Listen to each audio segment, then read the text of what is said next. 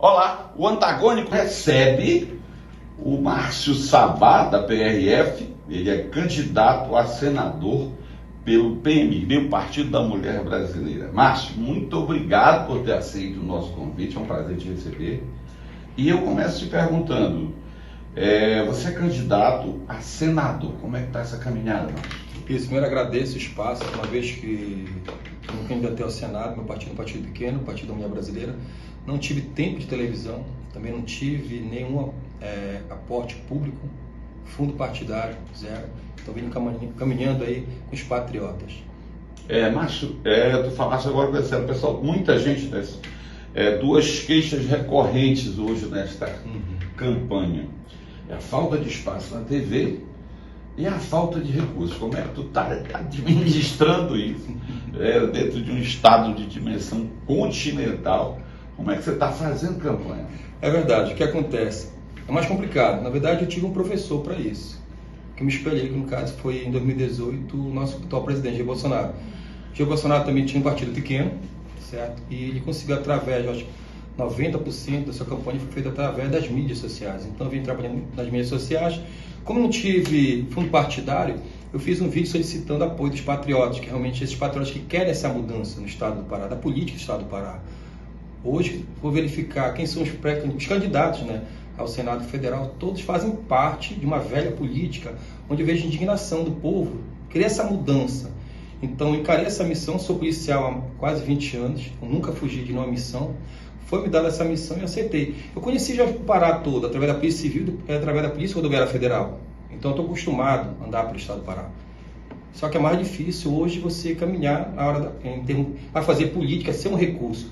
Mas os patriotas acataram a minha solicitação, eu tive mais ou menos em torno de uns 25 mil reais em doação. Foi o que eu utilizei para combustível, aluguel de carro. Mas aluguel de carro não, tinha um carro meu, fui carro próprio. E materiais de divulgação e poder rodar parte do Pará. Não consegui rodar todo o estado, fiquei em torno de 70 municípios eu consegui percorrer. Mas aquele município que eu não consegui percorrer, eu cheguei através das redes sociais e ajuda dos patriotas. Márcio, me fala, é importante que o eleitor conheça o candidato e mais um espaço aqui para você poder falar sobre isso. Você é servidor público, tem uma história, eu queria que tu me falasse um pouco da tua história, desde para onde você começou, a partir de quando você entrou no serviço público. Tá. Mas antes de entrar no serviço público, minha mãe é de Mocaju, meu pai é de Cametá, quando se casaram, vieram para Belém, nasci em Belém do Pará, eu tive toda a minha infância ali no Baixo Tocantins. Isso falou já no início da história, isso. E com 8 anos... Teu pai do interior. Isso, no interior. Pode continuar. Aí vieram, eu sou do Guamá, meu pai e minha mãe moravam no Guamá, certo? E lá no Guamá, meu pai montou uma pequena fábrica de picolé e sorvete. Então, desde 8 anos de idade, eu com 8, meu irmão com 10 anos, atualmente ele é coronel da Polícia Militar, nós trabalhamos ajudando meu pai nessa pequena fábrica de picolé e sorvete. Aos 17 anos, eu tive a oportunidade, através de um projeto Papa João 23, projeto Bom Menino, da Fundação Papa João 23, eu consegui um estágio no banco. Eu fui ser office boy com 17 anos no Banco Fortaleza, onde não existe mais. E eu me agarrei naquela oportunidade e com 18 anos me tornei bancário. Eu entrei como office boy, fiquei 12 anos na atuação financeira e saí como gerente. E quando me tornei gerente, fui captado pela multinacional. Deixa eu entender, tu começou como office boy e chegou a gerente. Isso. É uma boa história. Quem vem do interior e também vem da periferia, a gente tem que se agarrar. Não, tem que se agarrar a oportunidade. Isso. Então eu sei o que é acordar cedo, manhã cedo para ir trabalhar, desde 8 anos de idade, quando tenho a oportunidade de me tornar bancário, No caso era office boy, era só um estágio, ganhar meio salário mínimo. É importante porque conhece o receio da população, sabe o que as pessoas precisam, Ela pode continuar. Então me agarrei nessa oportunidade, entrei como office boy, saí como gerente. Quando me tornei gerente, um dos clientes trabalhava em uma multinacional, uma indústria farmacêutica na Suíça, e gostou do meu desempenho dentro do banco e fez o convite para representar a indústria farmacêutica aqui no Pará. Eu aceitei de pronto, trabalhei 3 anos numa multinacional, então sei muito bem o que é uma empresa nacional, o que é uma empresa multinacional.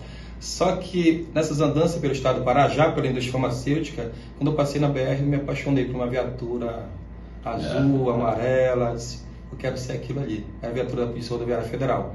Eu nem sabia como é que se fazia para passar no concurso, não sabia nem o que era concurso público. Certo? Te apaixonou pela profissão? Não, de cara, disse, eu quero ser isso aí. Eu comecei a estudar, fui saber como é que fazia, comecei a entrar em cursinho, comecei a estudar, mas eu trabalhava. Eu ia viajando pelo Pará, e sempre com uma apostila, na época da fita, mandei buscar de São Paulo as fitas, eu ia escutando as matérias nas viagens, e comecei a estudar bastante concurso público. Enquanto não abriu o concurso para a PRF, abriu da Polícia Civil do Estado do Pará, eu fiz, e acabei passando para a Polícia Civil, como escrivão da Polícia Civil. Sempre tentando, não? Sempre tentando. Não. Concurso público, eu sei o que é a vida de concurseiro. Não pode existir, não pode parar. É como se fosse uma fila, você não pode sair da fila. E a fila é simplesmente continuar estudando sempre. Então, quando eu estive no banco, nos 12 anos de banco, eu fiz a faculdade de economia. Com o salário do banco, eu consegui pagar a faculdade de economia. Isso me ajudou muito na minha sessão no banco, um office boy, se tornar gerente. Então, por isso, no meados ali, eu fiz a faculdade de economia, sou economista, sou formado em economia pela UNAMA. E depois, quando fui nesse anseio de ser policial rodoviário federal, comecei a estudar bastante, aí eu passei para a Polícia Civil. Eu fui escrivão da Polícia Civil lá no Sudeste do Pará em 2013, fiquei até 2006. Em 2006 eu consegui. Isso ficou em Marabá? Em Marabá, só fiquei em Marabá. Só atuei no Sudeste do Pará, em Marabá, na superintendência de Marabá. E nesse ínterim quando você estava na Polícia Civil, como escrivão, que você fez o concurso? Continuei estudando. Meu objetivo era a Polícia Rodoviária Federal. Mas quando eu estava trabalhando como escrivão na Polícia Civil, eu me vi na necessidade de aprender mais sobre leis. Aí eu fiz uma segunda faculdade, fiz a faculdade de Direito. Sou formado em Direito também com aprovação na OAB. E quando abriu o concurso da Polícia Civil... Você é bacharel em Direito, é isso? Eu sou bacharel com aprovação na OAB, porque eu não posso ser advogado, porque tem impedimento policial, não pode se inscrever na OAB. Mas já está lá guardada, né? Certificado um dia, quem sabe, eu posso vir atuar. Se estiver lá, já sabe o que tu vai fazer. Né? Então, formação é que não falta com o perdão trocadilho. Assim como eu tinha a necessidade de saber um pouco mais de economia quando eu fui bancário, gestor financeiro, eu me vi na necessidade também de aprender um pouco mais no torneio policial, né? Uma polícia judiciária. Aí eu passei na Polícia Rodoviária Federal em 2006. Desde lá, quando eu entrei na Polícia Rodoviária Federal, eu coloquei metas para mim lá. Eu sempre quis trabalhar no grupo de operações especiais, para trabalhar contra o crime organizado, contra o tráfico de droga, tráfico de arma, que isso aí que acaba com a família.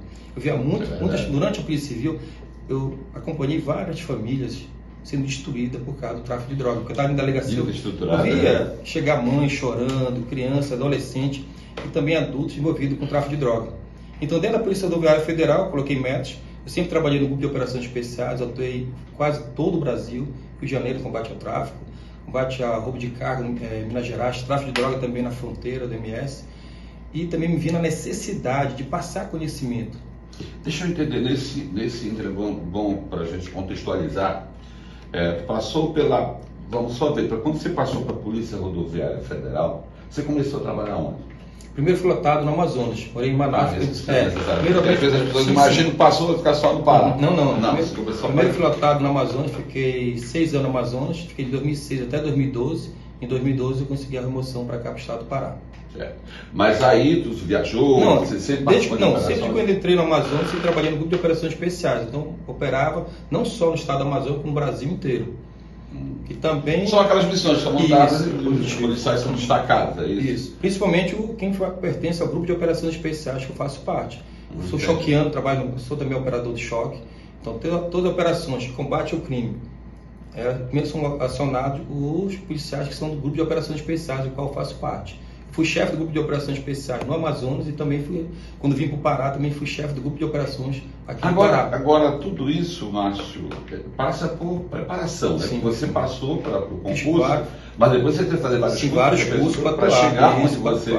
Eu tenho curso de gerenciamento de crise, tenho curso de segurança de autoridade, tenho curso de operações de choque, curso de tiro, curso de abordagem. Eu sou instrutor da academia. Na verdade, hoje em dia eu sou docente da academia. Que não é mais academia, quando começou era academia de polícia. Agora nós temos uma Universidade de Segurança Pública da Polícia Rodoviária Federal, o qual sou instrutor, sou no caso docente, né? Antigamente era instrutor quando era academia, agora eu sou um docente de 3 disciplinas. E para isso eu tive que também fazer fazer uma especialização em educação. Tenho especialização pela PUC do Rio Grande do Sul em educação transformadora e exerço o cargo de docente. Você é um cara realmente que tem um histórico muito bem preparado. Quiçá todos fossem, se tivessem as oportunidades, e você se agarrou a elas, né, e com unhas e dentes conseguiu chegar. Agora, me fala uma coisa, você que já foi, é um cara que estudou muito, passou pela Polícia Civil do Pará, está na Polícia Rodoviária Federal, fez vários cursos. O que você viu hoje, as necessidades da área que você trabalha? que você, olha, precisa muito disso aqui. O que você apontaria como deficiência na área que você atua? Olha, na área que eu atuo, primeiro, que tem que ser mudado no Brasil inteiro, a forma de segurança pública no Brasil, no estado do no Brasil como um todo. A forma de segurança pública no Brasil só existe no Brasil e em Gana, país da África, só. Ou o resto do mundo é todo errado, ou só o Brasil e Gana está certo. Qual é? É o ciclo completo de polícia. Hoje tem um desperdício muito grande de pessoas e financeiro com tipo de policiamento para fazer no Brasil. Por exemplo, hoje, digamos, uma polícia ostensiva, que é a polícia militar e a polícia rodoviária federal. Se alguma dessas equipes, com 4 policiais dentro de uma viatura, de repente aborda o veículo e encontra droga dentro do veículo. Então você ocupou ali 4 pessoas, 4 policiais. Tem que se deslocar para a polícia judiciária, ou seja, ou para a polícia civil ou para a polícia federal, dependendo do caso. Lá você vai ocupar mais 3 ou 4 pessoas. Vou ocupar um delegado, um escrivão, 2 investigadores. É aquele ciclo da Isso. Aí vai ter lá. Aí aqui, a polícia ostensiva, que é a polícia militar ou a polícia rodoviária federal, vai ter que fazer um relatório completo. Tudo que aconteceu, quem foi com a droga, onde estava, para onde estava, quantidade de droga. Os meandros, né, do negócio. Tudo. Aí vai levar para outra polícia civil ou a polícia federal. E lá eles vão passar a mesma coisa para um outro papel, precisando mais 4 policiais no mínimo. 4 aqui já foram 8. Aí vai precisar mais de 2 peritos para fazer a perícia da droga. Vai vir para 10. Vamos ficar nesse momento do fato até a conclusão ali, vai se levar em torno de 10 horas. Então nós ocupamos o quê? 10 policiais durante as 8 horas para uma ocorrência. Isso se chama ciclo incompleto de polícia. Porque daqui da Polícia Civil, ainda vai caminhar, a Polícia Civil vai caminhar para o Judiciário, vai passar para outro papel do Judiciário. O documento vai ser a mesma coisa que foi feito aqui na ponta, pelo policial ostensivo. E daqui o Judiciário vai passar para outro órgão, que é para o Ministério Público, com outro papel, para começar e vai ter a parte legal. É uma longa jornada. É uma longa jornada. Você consegue encurtar isso daqui da ponta, da polícia ostensiva, como acontece no mundo inteiro, diretamente com o Ministério Público. E hoje a Polícia Rodoviária Federal já faz isso nos crimes de menor potencial ofensivo. Eu fiz parte da implantação disso no Brasil. Eu ajudei a implantar não só no Pará, como mais em 8 estados, o ciclo completo de polícia na Polícia Rodoviária Federal para os crimes de menor potencial ofensivo. São crimes que têm pena máxima até 2 anos. A Polícia Rodoviária Federal não passa mais pela Polícia Judiciária, ou seja, não passa mais pela Polícia Federal, não passa mais pela Polícia Civil. Vai direto para o Ministério Público, ele propõe ação no Judiciário, no Juizado Especial Criminal. Sabe como? A Polícia Rodoviária Federal já tem implantado isso desde 2004. Foram mais de 5 bilhões em economia. Entendi. Eu ia te fazer uma pergunta nesse quesito aí de polícia. Eu não sei se já está implantado, isso já é lei, eu sou leigo nesse assunto e reconheço. Nesse caso, se discute muito na segurança pública, por exemplo, que às vezes há excesso da polícia, às vezes o bandido passa por vítima e tal, porque ele disse que houve excesso dos policiais e vice-versa. Você concorda que seria interessante e produtivo, digamos assim, que toda operação, toda abordagem seja filmada para proteger o policial e o próprio abordado? Na verdade, isso foi implantado na Polícia Rodoviária Federal, foi pioneiro. Isso há muito tempo a gente já utilizou isso. Na verdade, desde a academia, mas hoje em toda e qualquer operação. Não, o que acontece? Não, porque tiver muitas abordagens, eu não vejo. Cara. Hoje, o próprio policial que trabalha, ele já coloca uma câmera. Sem ser obrigado. Por quê? O que acontece? Está tendo uma inversão de valores dentro da sociedade. Hoje, às vezes, o marginal está se tornando vítima e o policial está se tornando marginal. Na verdade, hoje todo mundo filma. Hoje sempre tem aquela senhorinha dormindo, que não está dormindo, acordada, filmando com a abordagem policial. Agora, o que tem que se fazer? Falta mais rigor na parte da corregedoria. Por exemplo, hoje na Polícia Rodoviária Federal, dificilmente você vê falar em corrupção ou abuso. Dificilmente, vou dizer que não existe. Existe, mas é muito pouco. Verdade. Mas quem compara ali de 2005 para cá, a diminuição é mínima. São pontuais as situações, mas foi um implemento muito forte lá na academia, desde a formação do policial e também o rigor na corregedoria, o qual já fiz parte da corregedoria da Polícia Rodoviária Federal. Eu já tive a satisfação de prender policial corrupto, porque eu acho que honestidade você tem que estar atrás de casa. Você não se torna marginal quando você assume uma função pública. Você não foge, nós temos, como é que se diz, valores a ser preservados. E trazendo de trás de base. E lá dentro da Polícia Rodoviária Federal, isso aí é bem enfatizado. Então, acho que fala na segurança, como qualquer outra profissão, um fortalecimento da corregedoria e também Vamos melhorar a qualidade do ensino dentro da academia desses policiais. A gente retorna daqui a pouco para essa entrevista com o Márcio Sabato, ele é candidato a senador pelo PMB.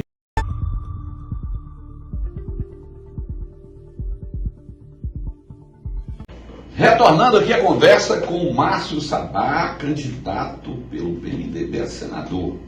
Márcio, vamos falar um pouco de política. Você está candidato ao Senado, concorrendo aí com feras. Nós temos aí Flecha Ribeiro, temos Pioneiro, temos Beto Faro, e você está...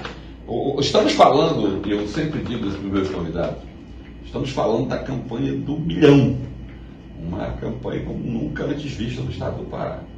Como é que tu vê isso, entrar nessa briga com tanta gente, com tantos milhões para lá e para cá? Na verdade, eu acho que o que acontece hoje na população paraense, na verdade no Brasil inteiro, é indignação. Foi o que me levou a entrar na política, indignação. Só que indignação sem ação é covardia. Eu já provo mais de 20 anos aí que eu não tenho medo de missões. Claro que é difícil. Quando entrei, na verdade, a primeira coisa essa velha política, ela fecha a porta nos partidos grandes. Você não consegue entrar. São cartas marcadas já que já estão aí há mais de 40 anos. Você acabou de citar aí, somando todos esses candidatos que você citou aí, tem quase 100 anos em política. A gente não vê uma melhora do estado do Pará. Eu não digo só na segurança pública, eu faço parte, eu vejo que falta muito melhorar aqui. Até nos moldagens. Eu já andei por todo o estado do Pará, pela Polícia Civil e pela Polícia Rodoviária Federal. Nós temos aí rodovia da morte. Eu já conheci o Brasil inteiro. E só aqui no Pará você encontra duas coisas. Rodovias estaduais sem acostamento, como cita a 150, onde passa veículos de grande porte, por isso que eu digo que são rodovias da morte. Vê a quantidade de rodovias ainda, federais e estaduais também, não pavimentadas, que isso dificulta muito a economia do nosso estado. Nosso estado não vai crescer se continuar desse jeito. E principalmente não vai crescer se a gente começar a mudar essa política. Foi essa indignação quando eu vi essas mesmas pessoas querendo vir para esse cargo, que é um cargo muito importante, na verdade é o cargo mais democrático que existe na República, porque todo estado só possui 3. É diferente do deputado federal, que no Pará são 17, em São Paulo são 54. Então é sempre desproporcional. Dificilmente uma bancada do estado do Pará vai ganhar uma bancada de São Paulo, no estado. Mas quando se trata do Senado, são 3 para cada estado. Certo? Então tem muita coisa para mudar. Tá? Então quando eu vi isso aí, fiquei indignado e disse, não venho. Primeiro eu perguntei, saí perguntando, fiz um grupo, saí perguntando para todos os pré-candidatos na época, que se diziam de direita, perguntando se eles vinham para o Senado. E a resposta foi unânime, não. Tanto que todos esses candidatos que você citou aí, nenhum é de direita. Na verdade, todos são de esquerda. Por isso que eu digo, às vezes, a direita está dividida. Não, não está dividida a direita, está dividida a esquerda. Porque os 4 candidatos que você citou aí são de esquerda, nunca foram de direita. E tem um que está no partido do PL, que é o partido do presidente, mas ele nunca foi de direita. É difícil enfrentar isso aí, esse milhão? É. Não vou dizer que está sendo fácil. Mas nada na minha vida foi fácil. Meus pais vieram do interior, morei na periferia, no Guamá.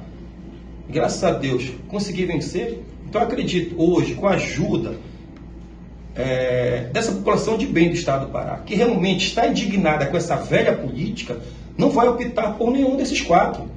Hoje tem uma opção. Antigamente, desculpa, não temos opção para votar no menos pior. Não, dá para votar no melhor. Estão vendo aí o meu currículo. Márcio, ainda continuando falando sobre política. Getúlio Vargas, que foi um ditador, isso foi indiscutível, ele costumava dizer que ele nunca ninguém chegou para ele para pedir alguma coisa para o povo, sempre foi para alguém. E isso se reflete muito na política só. Né?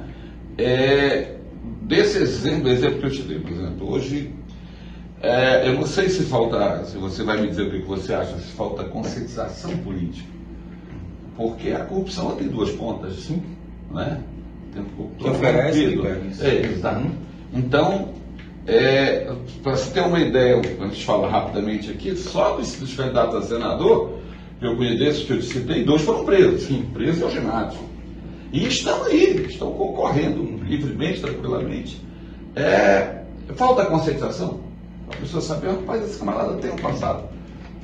Será que o eleitor não pesquisa? Ou o eleitor faz parte disso? Se for numa leitura, qual a tua opinião? Não, eu acho que não é o eleitor que faz parte disso. É essa velha política que não deixa o eleitor saber o que está acontecendo. Por exemplo, Tem muitos eleitores que não conhecem ainda o Sabá, não sabe que tem aqui um guerreiro que está enfrentando todo esse exército da velha política. E essa velha política, esse sistema eleitoral que não deixa, por exemplo, todo partido pequeno, não tem fundo partidário e não tem tempo de televisão. Eu não faço nem questão de fundo partidário, porque os patriotas doaram para a minha campanha, como eu falei, quase 30 mil reais. Isso me ajudou bastante. Mas eu seria obrigado a dever todos os candidatos, principalmente no majoritário, governadores e senadores, candidatos, ter tempo de televisão, a população do estado do Pará saber que existe sim uma opção, que existe o Sabá que está enfrentando tudo isso. Só que a lei é feita justamente para a gente não ter esse espaço. Talvez eu tivesse espaço, eu tivesse aceitado o convite desses partidos, que eu aceitei, mas não quero fazer parte disso. Eu não entrei na política, não vou entrar na política, fazer parte do mesmo. Eu quero que o Sabá não é a mudança. O Sabá é o início de uma mudança. Imagine agora um cenário, estado do Pará, Sabá senador. Nunca foi político, não respondo nenhum processo, nem dentro, nem fora da polícia, por isso vou poder atuar de forma íntegra dentro do Senado Federal. O Sabá não tem coligação com nenhum partido pequeno, certo? Então imagina, esse Sabá sendo senador da República. Então finalmente nós vamos se livrar dessa velha política, porque esses quatro que vão sair e não tem mais acesso em nada no estado do Pará. Eu acredito que nenhum desses aqui consiga daqui a 2 anos ser prefeito em sua cidade. Não acredito. A chance que o Estado tem, o Estado do Pará, as pessoas de bem do Estado do Pará têm uma oportunidade única. Eu digo que única porque não tem mais essa chance de se livrar de 4, posso dizer o nome, raposa da velha política e colocar conservador, patriota, um pai de família, pessoa que trabalha desde os 8 anos de idade, que sabe qual a necessidade de cada um. Eu já saí para matar um leão por dia, como dizem para ele. Eu trabalhei em um local que eu tinha que bater metas. Eu sei o que é. Eu acordar 5 horas da manhã, chegar em casa às vezes 10, 11 horas da noite, porque tinha que trabalhar e depois tinha que ir para a faculdade. E final de semana cuidar dos filhos. Muitas vezes deixar o filho com o babá, não tinha noção de mãe. Dupla, tripla, né? Então eu sei disso. Onde esses políticos aqui não sabem o que é isso. Então eu me identifico com a população porque eu faço parte dela. Eu acredito sim que tem condições do povo de bem. Agora, dia 2, ter uma escolha. E é onde que escolher o correto dessa pessoa, o candidato, que tem nenhum vício, que eu consigo chegar diretamente ao Senado Federal, onde eu posso ajudar toda a população do estado do Pará, certo? E também do Brasil, porque qualquer um desses que está aqui já tiveram a oportunidade, como você falou, 2 já foram presos por corrupção, e todos os 4 respondem processo de corrupção. Lembrando que se você responde processo aqui, tá? Eles são ficha limpa no termo de eleitoral, né? Mas todos possuem processo. Então esse processo vai subir para o STF e vão virar o que a maioria hoje do Senado Federal tá, ou seja, marionete do STF. Ou seja, vão ter que baixar a cabeça, não vão poder lutar para acabar com esse ativismo judicial que acontece hoje no Brasil e prejudica muito o nosso país. Qual a tua bandeira de lutas principais da vitória? Quando você chegar lá, a minha luta vai ser contra isso ou em prol disso? Eu já levanto essa bandeira já há mais de 20 anos de segurança pública. Eu sou totalmente contra a liberação das drogas. Eu sei o que a droga faz uma família. Eu já luto, a Polícia Rodoviária Federal, a polícia que mais aprende droga no mundo, em termos proporcionais, né? Que nós somos aqui no Pará, nós somos 400 homens só, 420 homens. Certo? Falta uma política mais rígida. Com certeza. E também um aumento no efetivo, principalmente quem trabalha diretamente com fronteira e com essa rota do tráfico. Por exemplo, a proteção de fronteira do Brasil é risível, né? Pelo tamanho desse país. E aqui dentro, por exemplo, então, olha, é um celeiro. A gente sabe por onde entra a droga. Cocaína não é produzida no Brasil. O clima não favorece. Na Colômbia, entra no Amazonas, chega em Manaus, sai de barco até Santarém, Santarém vai de ônibus ou de carro até Altamira, depois desce de ônibus ou de carro. E sabemos a rota. Agora, eu já fui delegado sindical da Polícia Rodoviária Federal, já estive em Brasília. Em 2019 estive em Brasília e visitei todos os deputados da bancada do Estado do Pará, todos, de direita, de esquerda, de quem é nada, quem tem saúde.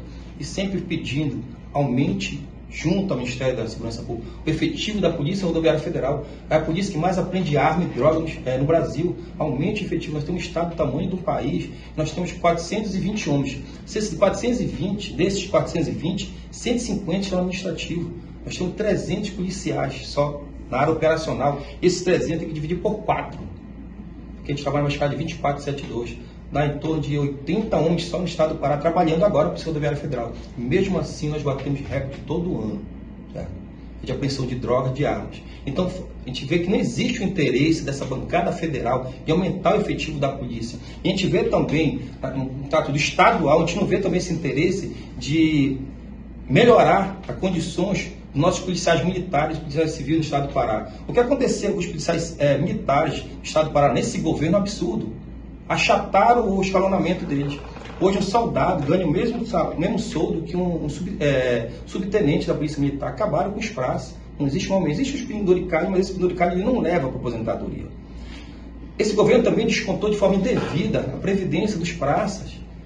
E era para devolver, ele recorreu ao STF para não devolver esse dinheiro. Interiorização, a maioria das pessoas de vez que passam no concurso público é da capital. Mas são remanejadas do interior. Existia uma gratificação que se chama interiorização. Esse governo cortou. Então, um governo que trata a segurança pública desse jeito, ele não quer combater a criminalidade. E essa bandeira eu vou contar. Não só das polícias federais, tá? Como também das polícias estaduais. Eu vou defender de um incidente, pode ter certeza. Como também dos agentes de trânsito. Hoje em dia, do jeito que está a criminalidade, hoje no país, no estado do Pará, não foge a regra, tem um agente de trânsito desarmado. Isso é covardia. Um gestor que coloca um servidor público para fazer abordagem dentro da cidade, nas rodovias, ou nas estradas, desarmado, se você é um covarde, um gestor desse. Pode ter certeza que eu vou levantar essa bandeira aqui. Ele vai fazer de conta que paga e vai fazer de conta que trabalha. Pois é. Não tem como trabalhar. Aí eu te pergunto, por que esses políticos não querem melhorar a segurança pública no estado do Pará? Tem algum motivo. E eu vou saber. Quando eu estiver lá, o povo, a maioria não sabe o que faz o senador. Eu quero fazer parecido com você, ou com o nosso presidente, semanalmente, explicar à população paraense o que aconteceu no parlamento, o que aconteceu lá no Senado, o que aconteceu na Câmara também, saber de olha, aconteceu isso, quem aprovou foi esse. Pergunte para o seu político por que ele está aprovando. Tem uma lei que está sendo aprovada hoje no Congresso Nacional, poucas pessoas sabem. Está sendo aprovada uma lei, acho que só falta essa aprovação no Senado, que vai dar direito ao município, ao prefeito, no caso gestor, o prefeito, a vender 20% do território do município para países estrangeiros, para organizações estrangeiras. Aí eu te pergunto... Essa é nova. Aí eu te pergunto, quem que hoje tem mais dinheiro no mundo, que ganhou com essa pandemia, que vendeu tudo, vendeu máscara, vendeu vacina, vendeu tudo? A China.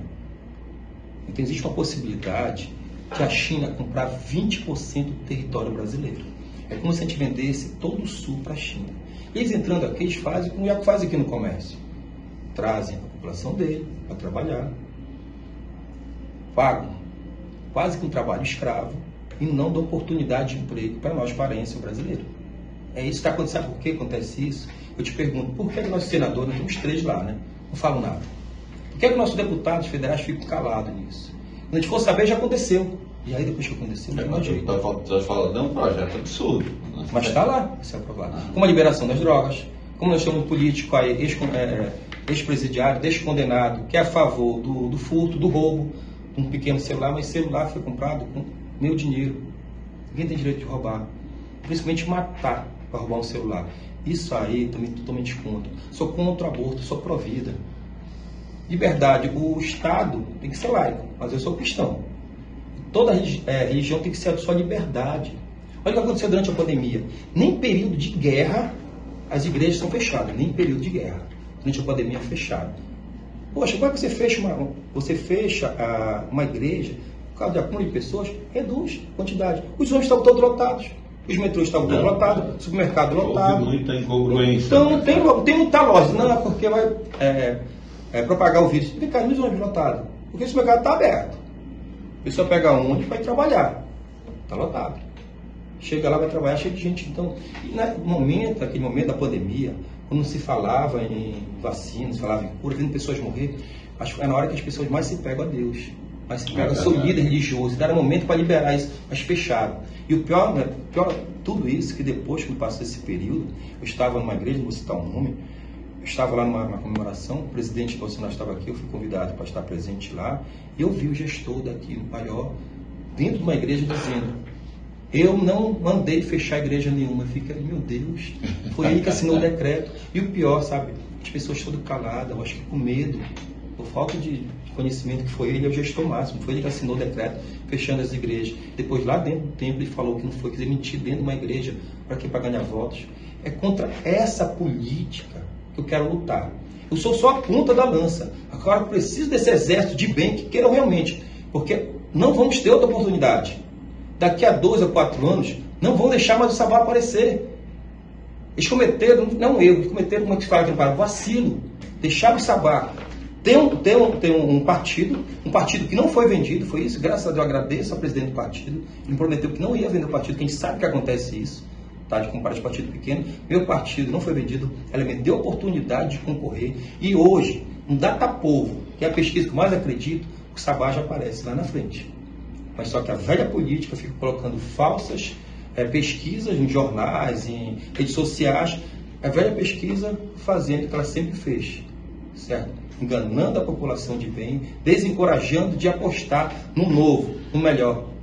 Eu quero lembrar aqui que o Antagônico, ele conversa com vários candidatos e sempre que são citados, o governador Helder Barbalho foi convidado várias vezes para estar aqui conversando com a gente, não aceitou, é um direito dele, mas o espaço sempre estará aberto a todos os candidatos. A gente quer justamente dar voz aos candidatos que não tiveram esse espaço para poder explanar suas ideias. A gente volta daqui a pouco para o último bloco dessa entrevista com Márcio Sabá, candidato a senador pelo PMB.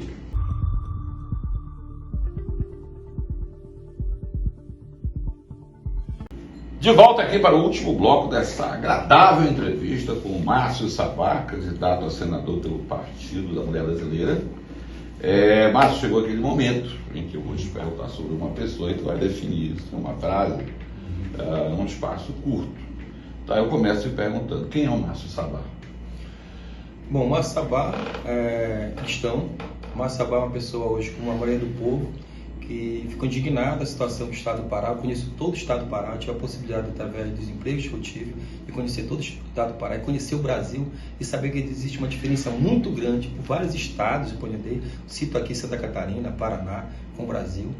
Só que nós temos aqui no Estado do Pará, um estado rico, muito rico, a população pobre. Então esse Sabá, ele está indignado com a situação, e sim, resolveu enfrentar essa velha política sem recurso, sem tempo de televisão, sem fundo partidário, mas acreditando sim, que assim como eu, existem milhares de brasileiros, milhares de paraenses, milhões de brasileiros, milhares de paraenses que querem essa mudança no cenário político do Estado do Pará, que muitas vezes falavam que não tinha opção, e eu me tornei essa opção para o Estado do Pará. Eu tenho capacidade técnica, tenho capacidade moral para representar o Estado do Pará no Senado Federal.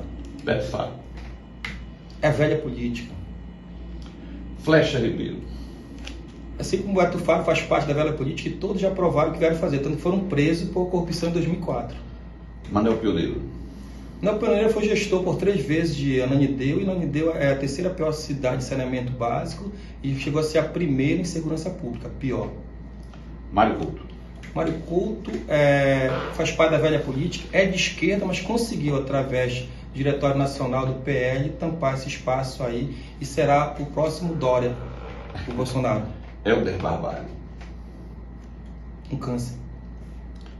Zequinha Marinho. Não é solução, mas comparado com a do Barbalho, temos que optar por aí. Simão Jatene. Simão Jatene, acho que foi um grande gestor, só cometeu um erro de não ter preparado o próximo. Luiz Inácio Lula da Silva. Sem comentários, é a pior coisa que nós tivemos no Brasil. Jair Messias Bolsonaro. Além de estar sendo um grande líder, que é combatido por muitos, por televisão, pelo político corrupto, pela essa indústria da corrupção, Jair Bolsonaro é mais do que o gestor. Jair Bolsonaro é uma ideologia. Nós vamos reeleger Jair Bolsonaro, só que nós temos só mais 4 anos de Jair Bolsonaro.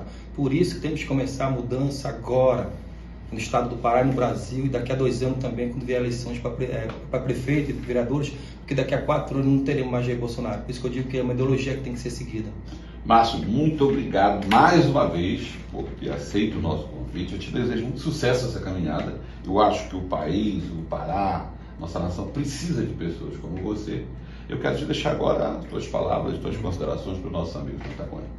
Primeiro, agradeço o espaço. Eu não tive esse espaço durante a campanha. Muitas pessoas não conheciam o Sabá, o candidato, o cidadão Sabá e o candidato ao Senado Federal. Mas agora, com o Taquônia, com certeza vão ter essa virada. Não acreditem em falsas pesquisas. Lembre-se, se as pesquisas fossem verdadeiras, nosso presidente não seria o Bolsonaro, seria o Haddad. Se pesquisa aqui no Pará fosse verdadeira, na eleição passada para prefeito, o Eguchi estava com 1% só na pesquisa. Não seria ele que seria o segundo turno, seria o Priante. Então não acredito em falsas pesquisas. Isso é a velha política manipulando como sempre, não deixando o novo entrar. Eu tenho capacidade técnica e moral para representar o Estado do Pará no Senado Federal e aí sim começar um caminho para uma mudança no Estado do Pará. Imagine Sabá senador, sem fundo partidário, sem tempo de televisão, sem conchavo com outro partido. Um partido é pequeno, o Partido da Mulher Brasileira. Está mudando de nome agora para Por Mais Brasil 35. Podemos fazer sim uma nova forma de fazer política. Eu vou levar esse partido para todo o Estado, todos os 144 municípios do Estado do Pará. E junto com vocês, pessoas de bem que realmente estão cansadas dessa velha política, então levante-se agora, procure, fale com amigos, com parentes, vamos mudar. Sabá senador 355, nós vamos conseguir, dia 2 de outubro, mostrar para essa velha política que dá sim para fazer política sem recurso público, sem tempo de televisão, basta querer acreditar como eu acreditei. Não está sendo fácil, estou enfrentando as maiores famílias políticas que estão no estado do Pará há décadas. Mas eu sei que tem um povo de bem atrás de mim formando esse exército da mudança, que dessa vez não vai ser enganado como for todo esse tempo. E vão eleger no dia 2 de outubro, Sabá 355 para o Senado Federal, representando essa pauta de família, essa pauta de liberdade, essa pauta contra as drogas, contra a ideologia de gênero na escola. Deixem nossas crianças em paz. E pode ter certeza, assim que eu já faço isso há mais de 20 anos na segurança pública, eu vou fazer no Senado Federal, representando de forma digna o Estado do Pará, que eu tanto me orgulho. Procure nas redes sociais, Sabá PRF, e vão ver que para todo lugar que eu fui, desde o meu primeiro emprego, eu sempre levei a bandeira do Estado do Pará comigo. Eu tenho um objetivo que é fazer os paraenses que foram embora, procurar a vida, melhores condições de vida em outros estados, principalmente Santa Catarina, que eu sempre estou por lá, porque a Universidade da Segurança Pública da Polícia Rodoviária Federal fica em Santa Catarina, eu vejo muitos paraenses lá. Certo? E muitas vezes não são bem recebidos naquele estado. O lugar de paraense é aqui. Mas para isso a gente precisa fazer uma estrutura para receber nossos paraenses de volta e não deixar esse povo sofrido do Pará procurar a vida em outro estado. Vamos pensar no Pará, vamos renovar. Sabá senador 355. Eu preciso de vocês, contem comigo. Muito obrigado.